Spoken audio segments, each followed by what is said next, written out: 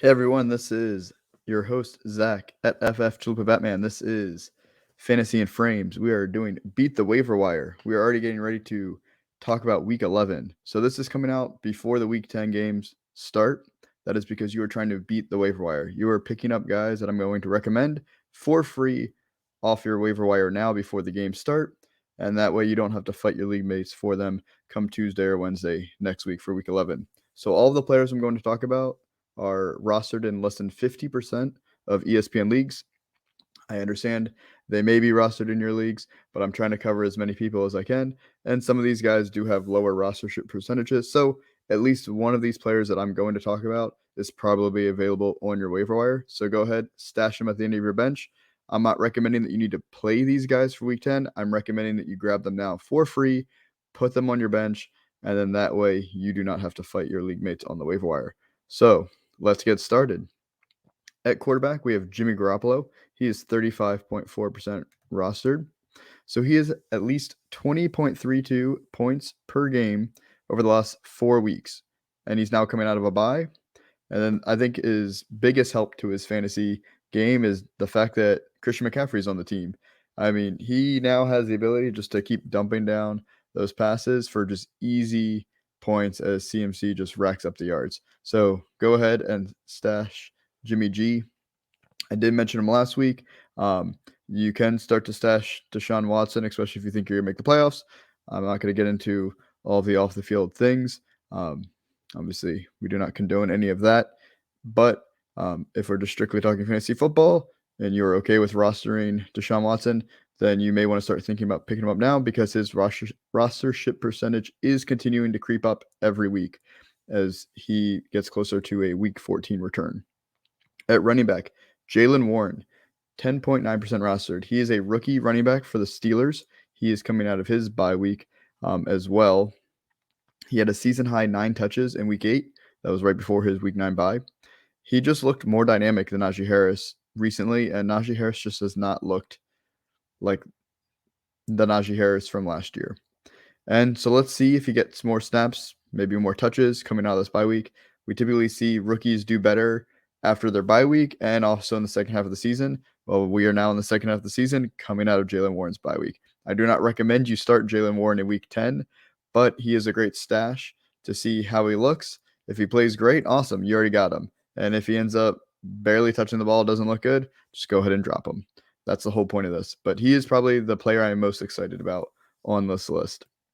At wide receiver, Mac Hollins of the Las Vegas Raiders. He is now officially the wide receiver 2 behind Devontae Adams, with Renfrow going to IR. And also Waller, the tight end, is on IR now as well, but Waller hasn't played in a while anyway. So when Renfrow was out in week 3 and week 4, Hollins played 96% or more of the snaps in both of those games. In week 3, he was against the Titans. Massive game. 8 receptions, 11 targets, 158 yards, and a touchdown.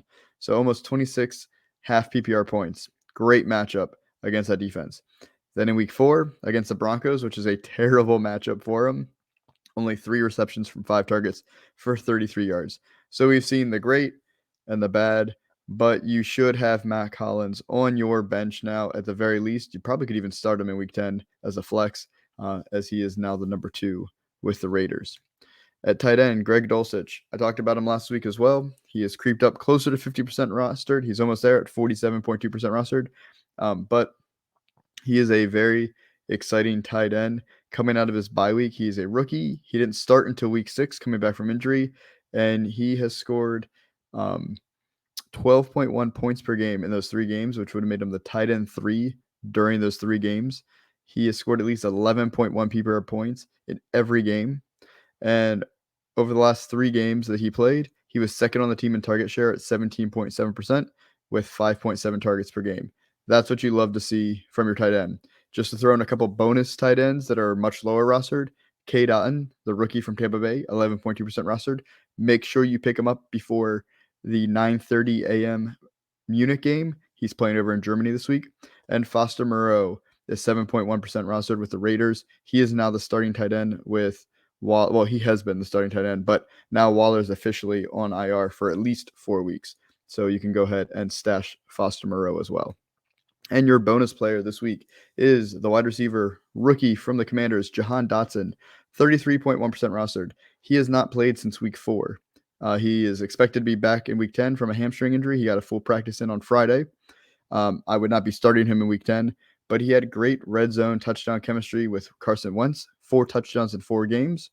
And so let's see now if he has that same chemistry with Heineke. So he is one of those guys you stash him, let him get fully healthy for the next couple of weeks, see how he plays, and then you can play him. But he was an exciting rookie in the first 4 weeks. So that is all for Beat the Waiver Wire for week 11. Thanks for tuning in, guys. Make sure you go ahead, like this video if you found it helpful. Great way to support the team.